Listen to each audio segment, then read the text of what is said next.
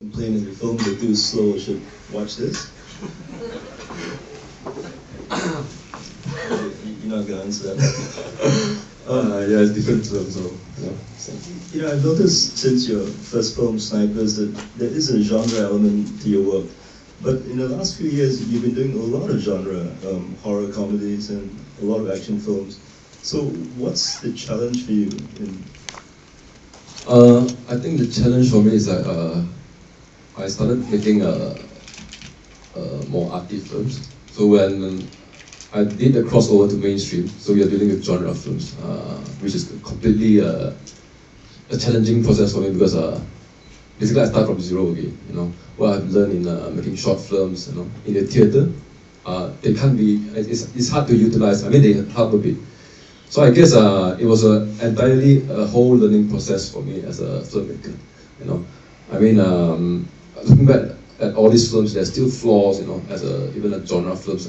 I mean, just now when I was back there looking at it again, I was, oh God, there's so many things I shouldn't be doing. I guess for me, it's always about learning new things and finding new things. So yeah, I think it's a different new world. Yeah. Sunny, all I can say is ouch. But it's not my fault, it's his fault.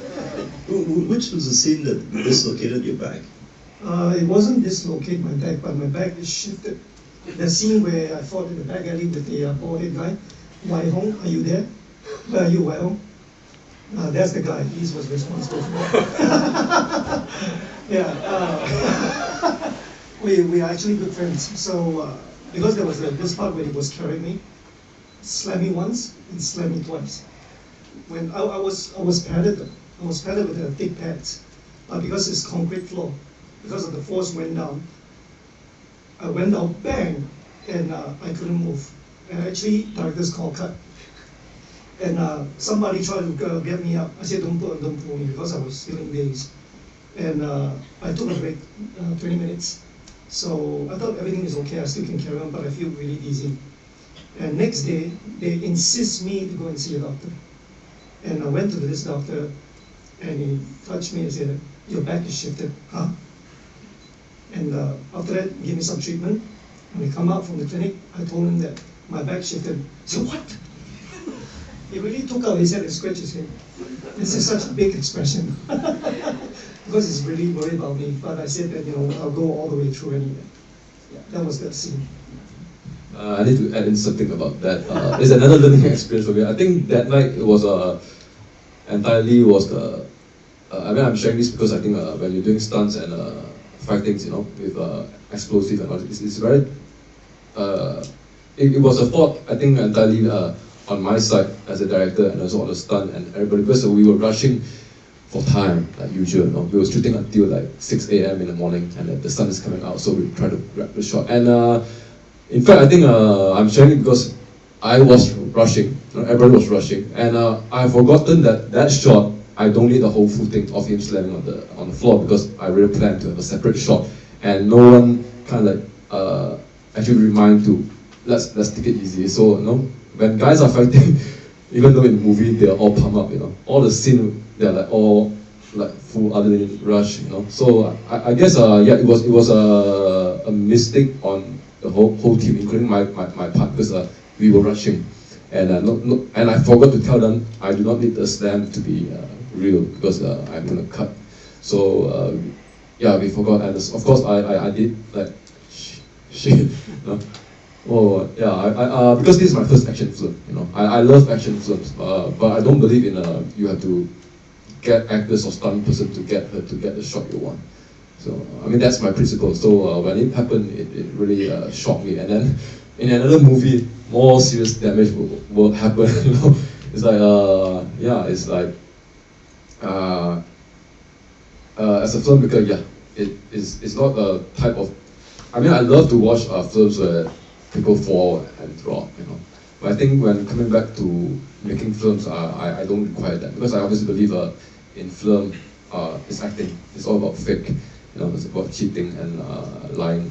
At least that's what I thought. Yeah. Question is, there has been a kind of a trend where, you know, last year there was the Raid, Gareth Allen's, the Indonesian, you know, martial arts film, and then you have Bunohan coming up the next week. So it seems like there's more a renewed interest in Asian action films. I think there's been always a interest in Asian action and horror and exotic horror with a bit of sex.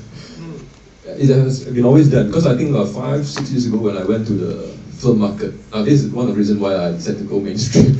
I was in Busan film market, and the films that was in the booth is all commercial films. You know, when talking about alternative films and art films, you know, it's very rare. You know, I was quite like surprised the fact that in festival you have all these films showing, winning awards, but in the market it was a different story. It was really commercial. It's about business. I thought, wow, okay, you and that year I think about 2006, the whole market was filled with horror films. You know, you got Vietnamese horror films, Thai horror films, Korean horror films, and they are all quite generic, even the posters. So you can't tell actually from which country this horror film is. They have the same design, you know, in English titles. So I guess like it was a kind of a choice I made. I said if I get a chance to make a genre film or mainstream films, I really need to kind of like take a look at it, like making a commercial films, you know, rather than stick in where I am last time, you know, because I think there's a danger of me stuck in the same place doing my own work for the rest of my life without knowing that films, okay, whether it's art house films or cinemas or what, has a bigger scope. There's a lot of learning process, which I think I enjoy doing both now. I guess the escalations of the action films has always been because that, but if you see Tony Jaa, after Tony Jaa there's Iko, the new guy. Then after that there was this person sitting by next to you. I'm just kidding. I hope so, you know. I'm not really that young anymore, so. So, that's my student actually. Anyway, if you look into, right now these days the action films has somewhat evolved into more Southeast Asia type of move like Muay Thai. And right now there's like Iko is bringing the Silat. It's all like surfacing because media is a way, a form to bring out all this exotic martial arts. And when it comes to surface, everybody, hey, this is a very different style of fighting. Like when you watch in Born Identity, it was completely new type of fight. And everybody was just like, wow, what kind of martial art is that? Oh, it's actually called Kali. So the more exotic it is, the more, how do I say, people wanted to know more. So that's why I think the escalate of all these action films coming out from Southeast Asia. In fact, there's a new one that you're planning, right? And you're also thinking of using more Southeast Asian style martial arts. Me?